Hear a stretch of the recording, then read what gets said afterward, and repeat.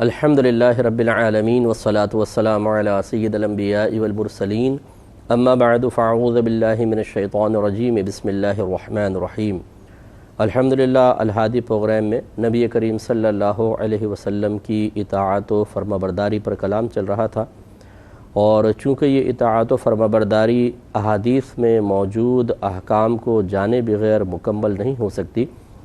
اس لیے کچھ حدیثیں ہم ایسی عرض کر رہے ہیں کہ جن کا تعلق خصوصی طور پر ہمارے عمل سے ہے۔ نبی کریم صلی اللہ علیہ وسلم نے ان احادیث کریمہ میں ہمیں مختلف اعمال اختیار کرنے کا حکم ارشاد فرمایا،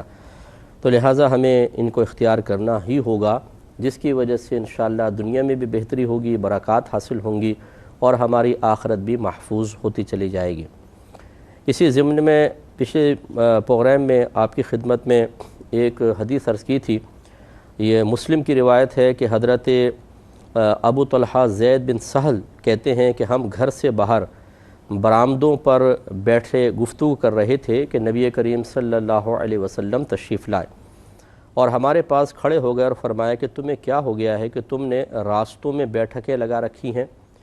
یعنی آپ کیوں راستے میں بیٹھتے ہیں؟ تو ہم نے عرض کی کہ ہم تو یہاں ایسے کام کے لیے بیٹھے ہیں جس میں شرعاً کوئی حرج نہیں ہے، ہم یہاں پر مذاکرہ کرتے ہیں، گفتگو کر رہے ہیں، یعنی رسول اللہ ہمارا کوئی برا مقصد نہیں ہے، بلکہ ہم تو یہاں بیٹھ کر گفتگو وغیرہ کر رہے ہیں، اپنی باتیں کر رہے ہیں۔ نبی کریم صلی اللہ علیہ وسلم نے ارشاد فرمایا کہ اگر تم راستوں پر بیٹھنا نہیں چھوڑتے تو راستے کا حق ادا کیا کرو، اور وہ یہ ہے کہ نگاہ پست رکھو، سلام کا جواب دو اور اچھی گفتگو کرو۔ اس کا مطلب یہ ہوا، میں نے پچھلے پروگرام میں بھی اس سے پہلے والی جو حدیث تھی وہ بھی یہی تھی تقریباً، اس میں عرض کیا تھا کہ ہماری شریعت ہمیں ان کاموں سے منع نہیں کرتی جو فی نفسی ہی جائز ہوں اور اس سے ہمارے نفس کو تھوڑی بہت لذت حاصل ہو، ذہن فریش ہو جائے، طبیعتوں میں کی تھکاوٹ دور ہو جائے، طبیعتوں میں نشاط پیدا ہو۔ حضرت علی رضی اللہ تعالی عنہ جب درس دیا کرتے اور تھوڑا سا تھک جاتے تو اپنے شاگردوں سے فرمایا کرتے تھے کہ اب ہمیں کچھ خوش کرنے والے قصے سناؤ تاکہ ہماری طبیعت میں نشاط پیدا ہو۔ تو یہ ہوتا ہے کہ جب کوئی دماغی کام کرتا ہے اور دیگر خدمات میں مصروف ہوتا ہے تو پھر جسم کا بھی ایک تقاضا ہوتا ہے، نفس کا بھی ایک تقاضا ہوتا ہے، تو بعضوں کے لیے تو یہ تقاضے، بعضوں کے نفوس یہ تقاضے حرام کے ذریعے پورا کرنے کا مشورہ دیتے ہیں، اور جو اللہ تعالیٰ کے نیک بندے ہوتے ہیں وہ جائز اور مباح چیزوں سے کچھ سکون حاصل کرنا چاہتے ہیں، جیسے تھوڑا بچوں سے کھیل لیا، اپنی زوجہ سے باتیں کر لی، کسی رشتہ دار کے پاس چلے گئے اللہ کی رضا کے لیے، یا دوستوں کے ساتھ بیٹھ گئے اور اس میں جائز اور سستہ گفتگو کر رہے ہیں، شستہ گفتگو، تو یہ اس میں کوئی حرج نہیں ہوتا۔ اور جو مطلب نفس کی خواہشات کے پیچھے چلنے والے ہیں وہ کہتے ہیں تھک گئے ہیں، تھوڑا سا کوئی برا منظر دیکھ لیں، کوئی گندی بات کر لیں، کوئی غلط جگہ چلے جائیں، کوئی غلط چیز کھا لیں، پی لیں، نشہ وغیرہ جیسے کرتے ہیں، تو یہ ایک الگ لوگ ہوتے ہیں۔ لیکن صحابہ کرام علیہم رضوان چونکہ پاکیزہ طبیعت تھے، سرکار نے ان کو اجازت مرحمت فرمائی، اور ان کے ذمن میں قیامت تک کے مسلمانوں کو یہ بات سمجھا دی گئی کہ اگر آپ اپنے دوستوں کے ساتھ بیٹھتے ہیں اور مقصود یہ ہوتا ہے کہ تھوڑا بہت چلیں، طبیعت فریش ہو جائے گی، ذہن ہلکا ہو جائے گا، طبیعت ہلکی ہو جائے گی، اور پھر ہم اللہ تعالیٰ کی عبادت اور دین کی خدمت میں مصروف عمل ہو جائیں گے، تو ایسی بیٹھکوں میں کوئی حرج نہیں ہے، اور اللہ تعالیٰ اس میں اجر و ثواب عطا فرمائے گا۔ لیکن یہ ضرور یاد رکھیں کہ ایک پچھلے دور کا کہ راستوں کے کنارے پر بیٹھنا اور آج ایک ہمارے یہ دور ہے، اس میں عورتیں بہت کم گھر سے باہر نکلا کرتی تھیں، اور نکلتی بھی تھیں تو انتہائی پردے کے ساتھ نکلتی تھیں، جبکہ ہمارے یہاں پر آپ دیکھیں بے پردگی بہت زیادہ عام ہے اور برائیاں بہت ہی زیادہ ہو رہی ہیں معاشرے میں۔ ہم اگر روڈوں پہ بیٹھ کر باتیں کرتے ہیں تو بہت سارے برے مناظر نگاہوں کے سامنے آ سکتے ہیں، تو لہٰذا بہتر یہ ہے کہ کسی ایسی جگہ بیٹھا جائے کہ خامخواہ بدنگاہی نہ ہو۔ لیکن اگر کوئی بیٹھتا ہے بالفرض، جیسے اب دکانوں کے سامنے بیٹھ جاتے ہیں، اپنی دکانیں ہیں تو سامنے بیٹھ گئے، یا ویسے ہی کسی گارڈن وغیرہ پہ جیسے چلے گئے، پارک وغیرہ میں چلے گئے، تو فیملیز وغیرہ تو وہاں پر بھی آتی ہیں، تو اس لیے تھوڑا بہت اپنی نگاہوں کی حفاظت، تھوڑا کیا مطلب پورا نگاہوں کی حفاظت، تھوڑی بہت نگاہ کبھی اٹھ جائے تو پست کر لیں اور اچھی گفتگو کر لی جائے، تو اس کی شریعت نے اجازت دی ہے۔ تو نبی کریم صلی اللہ علیہ وسلم نے نگاہ پست رکھنے، سلام کا جواب دینے اور اچھی گفتگو کرنے کو لازم قرار دیا، تو یہ ہم کر سکتے ہیں، اور یہی کرنا چاہیے کہ ایسا نہ ہو کہ دوستوں کے ساتھ بیٹھیں، ایسی ہماری خواتین جیسے سہیلیاں مل کر بیٹھ جاتی ہیں، رشتہ دار بیٹھ جاتی ہیں، محلے والیاں مل کے بیٹھ جاتی ہیں، تو آپس میں پھر اسی چیز کو خیال رکھیں کہ ایک تو کسی بھی لحاظ سے نگاہ غلط استعمال نہ ہو، دوسرا گفتگو بہت ہی اچھی پاکیزہ قسم کی ہو جس میں گناہ کا کوئی عنصر نہ ہو، غیبتیں نہ ہوں، چغلیاں نہ ہوں، بہتان تراشی نہ ہو، الزام تراشی نہ ہو یہ، اور اس کے علاوہ پھر اگر کوئی قریب سے گزرتا ہے تو سلام کا جواب بھی دینا چاہیے۔ اگلی حدیث کی طرف آتے ہیں۔ حضرت جریر رضی اللہ تعالی عنہ سے روایت ہے، یہ کہتے ہیں کہ میں نے رسول اللہ صلی اللہ علیہ وسلم سے اچانک نظر پڑ جانے کی بابت یعنی اس کے بارے میں سوال کیا، تو آپ نے ارشاد فرمایا کہ اپنی نظر کو پھیر لو۔ یہ مسلم کی روایت ہے۔ یعنی میں نے یہ گزارش کی کہ اگر کبھی ایسا ہوتا ہے کہ اچانک نامحرم پر نگاہ پڑ جائے تو کیا اس میں کوئی گناہ ہے، تو یعنی پوچھنے کا مقصود یہ تھا۔ تو نبی کریم صلی اللہ علیہ وسلم نے اس نگاہ کے بارے میں جو پڑ بھی جائے اور گناہ نہ ہو اس کے بارے میں یہ فرمایا کہ نگاہ پھیر لو، یعنی اگر نگاہ پھیر لوگے تو کوئی گناہ نہیں ہے، اور اگر نگاہ وہاں روک لی، اب قصد و ارادہ شامل ہو گیا تو انسان گناہ گار بھی ہوگا۔ اب یہ جو کہتے ہیں کہ بعض بے وقوف قسم کے ایک نظر تو معاف ہوتی ہے، اسی حدیث کو بعض وقت بنیاد بنا کر کہ دیکھیں نا سرکار نے فرمایا نظر پڑ جائے تو نگاہ پھیر لو، یعنی ایک نظر تو معاف ہے، یہ تو مقصود نہیں ہے۔ یہ اس نظر کے بارے میں ہے جو قصد و ارادے کے بغیر اچانک اڑ گئی، جس سے کوئی ادھر سرسراہٹ سے سنی آپ نے، دیکھا کون ہے تو پتہ چلا کوئی عورت تھی، تو یہ تو اچانک آپ کی نگاہ اٹھی اور آپ کو نہیں پتہ تھا پہلے خاتون ہے، تو آپ نے فوراً نگاہ پھیر لی، تو اس پر کوئی گرفت نہیں ہے۔ لیکن یہ اس کا مطلب ہرگز نہیں ہے کہ کوئی عورت سامنے جا رہی ہو تو ایک نگاہ اس پر ڈالیں اور پھر اس کو پورا گھر تک چھوڑ کر آئیں اور کہیں ایک نظر تو معاف ہوتی ہے، تو یہ بالکل غلط رویہ ہے، یہ کہنے کا مقصد نہیں ہے۔ تو اس لیے اب یہ دیکھیں نا شریعت نے ہمیں ایک آسانی دی ہے، اگر تو صرف نگاہ اٹھنے پر ہی انسان کو گناہ گار قرار دے دیا جاتا، چاہے عورت کو دیکھنے کا قصد و ارادہ ہو یا نہ ہو، تو زندگی انتہائی مشکل ہو جاتی، خصوصاً آج کل کے دور میں کہ ہزارہا عورتیں روڈوں پہ گھوم رہی ہوتی ہیں، کبھی بھی انسان کی نگاہ اٹھ کے کسی پر چلی جا سکتی ہے۔ تو اس لیے پھر شریعت نے بڑی رعایت فرمائی، ہم لوگوں کے لیے آسانی فرمائی کہ نگاہوں کو حتی الامکان پستی رکھنا چاہیے، لیکن جیسے اسکوٹر چلا رہے ہیں، گاڑی چلا رہے ہیں، ویسے آدمی کہیں جا رہا اور اچانک نگاہ اٹھ جائے، عورت کے اوپر نگاہ پڑ جائے تو فوراً نگاہ پھیر لیں، کوئی گناہ نہیں ہوگا۔ اگلی روایت ہے ابو داؤد اور ترمذی دونوں نے اس کو روایت کی۔ حضرت سلمہ رضی اللہ تعالی عنہا بیان فرماتی ہیں کہ میں رسول اللہ صلی اللہ علیہ وسلم کے پاس تھی اور آپ کے پاس حضرت میمونہ رضی اللہ تعالی عنہا بھی بیٹھی ہوئی تھیں، پس اتنے میں نابینا صحابی ابن مکتوم رضی اللہ تعالی عنہ آ گئے، اور یہ ہمیں پردے کا حکم دیے جانے کے بعد کا واقعہ ہے۔ تو نبی کریم صلی اللہ علیہ وسلم نے ارشاد فرمایا کہ تم دونوں ان سے پردہ کر لو۔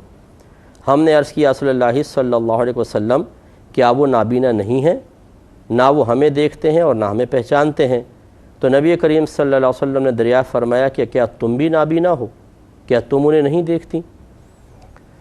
تو اس کا مطلب یہ ہوا کہ نظر کی حفاظت کا معاملہ جانبین سے ہے، مرد عورت کو نہ دیکھے اور عورت مرد کو نہ دیکھے۔ لیکن کثیر دلائل کے روشنی میں علماء نے بیان فرمایا کہ یہ خصوصی طور پہ حکم صحابیات کے لیے یعنی امہات المومنین کے لیے تھا، عام عورتوں کے لیے تھوڑا سا حکم جداگانہ ہوتا ہے۔ ان کا حکم یہ ہے کہ اگر عورت بری نظر سے کسی مرد کو دیکھے گی تو گناہ گار ہوگی، اور اگر وہ بری نظر سے نہیں دیکھے یعنی مرد کو دیکھنے پر کوئی دل میں برا خیال نہیں آ رہا، جیسے معظم دینی کو دیکھتے ہیں، کسی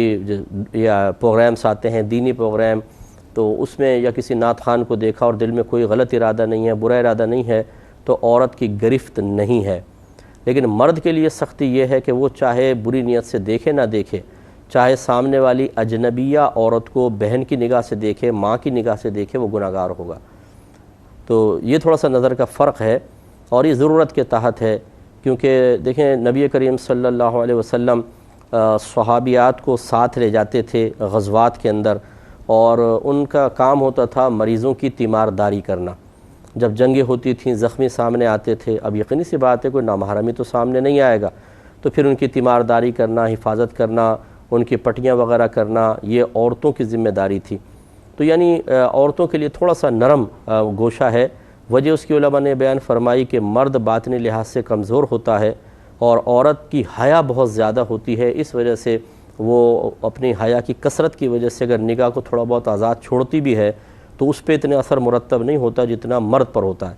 کہ مرد چونکہ جیسی نگاہ ڈالتا ہے باطن کمزور ہے، فوری طور پہ اثر قبول کر لیتا ہے اور برائی کی طرف آ جاتا ہے، لیکن عورت میں ایسا نہیں ہے۔ عورت اگر نظر اس کی اٹھتی بھی ہے تو شرم و حیا اتنی زیادہ اللہ نے اس کو دی ہے کہ اکثر اس کی نگاہوں کی حفاظت ہو جاتی ہے اور وہ برائی کی طرف مائل نہیں ہوتی۔ لیکن اس کا مطلب یہ نہیں ہے کہ میں ایک عرض کر رہا ہوں کہ نامحرم کو ضرور دیکھنا چاہیے، لیکن یہ ایک نفس مسئلہ آپ کو ذکر کر رہا ہوں کہ اگر عورت کسی مرد کو دیکھتی ہے اور برا خیال نہیں آتا تو نگاہ ڈالنے پر گناہ نہیں ہے۔ اس میں عورتوں کے لیے اور فی زمانہ عورتوں کے لیے بڑی آسانی ہے، کیونکہ ہماری خواتین خریداری وغیرہ کے لیے بھی جاتی ہیں، سبزیاں لے رہی ہیں، قصائی سے کچھ چیزیں لے رہی ہیں، دکانوں پہ جا رہی ہیں خریدنے کے لیے، تو ان کو اپنی نگاہوں کی اس طریقے سے کم از کم حفاظت کرنی ہوگی۔ تو مردوں کے لیے حکم کچھ اور ہے، عورتوں کے لیے کچھ اور۔ یہاں پہ خاص طور پہ امہات المومنین کے لیے اور زیادہ سختی والا حکم ہے، کیونکہ آپ امت کی مائیں ہیں، مومنین کی مائیں ہیں، اور آپ کے لیے زیادہ ہی احتیاط درکار ہے تاکہ آپ لوگ رول ماڈل بن جائیں بعد میں آنے والوں کے لیے۔ تو لہٰذا ہونا یہی چاہیے کہ عورت اپنے نگاہوں کی حفاظت رکھے، لیکن بقدر ضرورت وہ مرد کو دیکھ سکتی ہے۔ اگلی روایت ہے، مسلم کی ہی ہے، نبی کریم صلی اللہ علیہ وسلم نے ارشاد فرمایا، حضرت ابو سعید رضی اللہ تعالیٰ عنہ اس کے راوی ہیں، سرکار نے فرمایا، مرد مرد کے ستر کو نہ دیکھے اور عورت عورت کے ستر کو نہ دیکھے، اور نہ مرد مرد کے ساتھ ایک کپڑے میں لیٹے اور نہ عورت عورت کے ساتھ ایک کپڑے میں لیٹے۔ تو کہنے کا مطلب یہ ہے کہ ستر کی حفاظت مرد مرد سے اور عورت بھی عورت سے کرے گی۔ مرد کا ستر، یہ جو ہماری ناف ہوتی ہے پیٹ پہ، یہاں اس کے بالکل نیچے سے لے کر، یعنی ناف ستر میں داخل نہیں لیکن اس کے نیچے سے لے کر اور گھٹنوں کے نیچے تک، یہ جتنا حصہ بدن ہے یہ ہمارے لیے ستر کہلاتا ہے، اور کسی دوسرے مرد کے سامنے کھولنا منع ہے۔ لہٰذا مطلب نیکر پہن کر کسی کے سامنے آنا کہ گھٹنے اور رانیں کھلی ہوئی ہوں، یہ جائز نہیں ہے۔ اسی طرح بغیر کسی ضرورت کے بعض لوگ جیسے گرمیاں ہوتی ہیں تو شلوار اوپر کر کے بیٹھ جاتے ہیں، گھٹنوں سے بھی اوپر کر کے بیٹھ گئے، یا تہبند پہنا ہوا ہے تو وہ زیادہ ٹانگیں کھول لیں کہ یہ ہوا لگ جائے، تو یہ غلط ہوتا ہے۔ کسی کے سامنے اس طرح ستر نہیں کھول سکتے ہیں۔ اور ایک عورت ہی ہے، باقی جہاں ضرورت ہو وہاں پر ٹھیک ہے۔ اب جیسے مرد ہے، اس کی ران میں چوٹ لگ گئی ہے، ٹانکے لگانے ہیں، اب یہ مجبوری کی صورت ہے، گھٹنے پہ لگ گئی، گھٹنا کھولنا پڑے گا، یہ ایک مجبوری ہوتی ہے، اس پہ تو معاف ہے۔ یہ ہے بغیر مجبوری کے، تو ایک عورت عورت کے سامنے بھی ستر نہیں کھول سکتی، اس طرح مرد مرد کے سامنے ستر نہیں کھول سکتا۔ دوسرا یہ فرمایا کہ ایک کپڑے میں لیٹنے سے منع فرمایا، تو یہ اس وجہ سے کہ شیطان کسی بھی ٹائم ذہن کے اندر برا خیال ڈال سکتا ہے،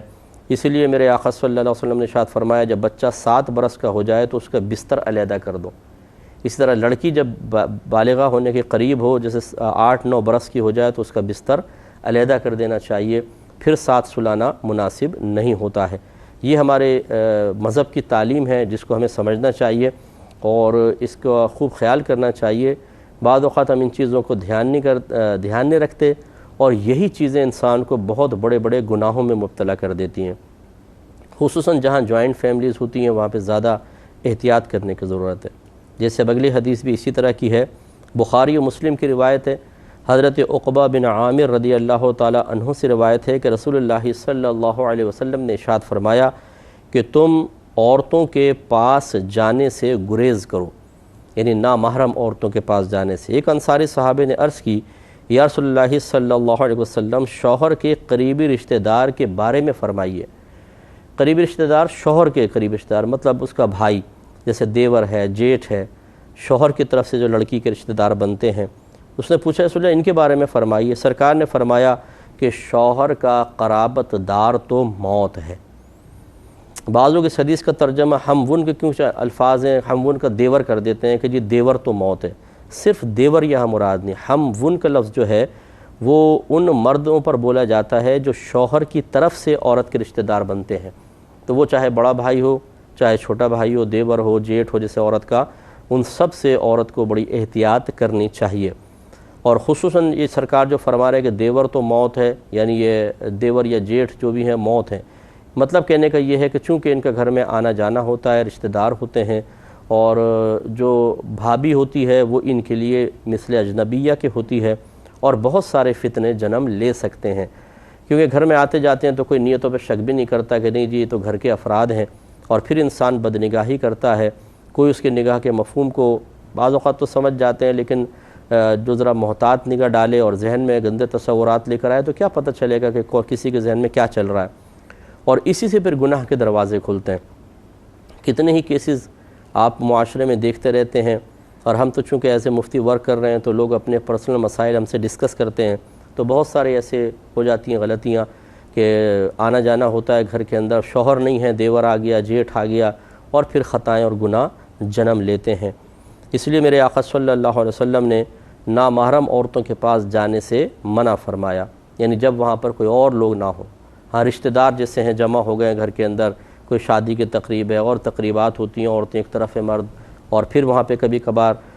کوئی عورتوں کے پورشن میں جانا پڑ جاتا ہے، بھئی یہ چیز دے دو وہ چیز دے دو، تو یہ منع نہیں ہے، لیکن مراد یہی ہے کہ ایسی تنہائی اختیار کرنا کہ جس میں مرد عورت ہوں اور کوئی اور وہاں موجود نہ ہو، تو پھر چونکہ شیطان کو گناہ کی طرف مائل کرنے میں بہت ہی آسانی ہوتی ہے، اور انسان اکثر کمزور باطن ہے وہ بھی اس دھارے میں بہہ جاتا ہے، تو اس لیے میرے آقا صلی اللہ علیہ وسلم نے منع فرمایا۔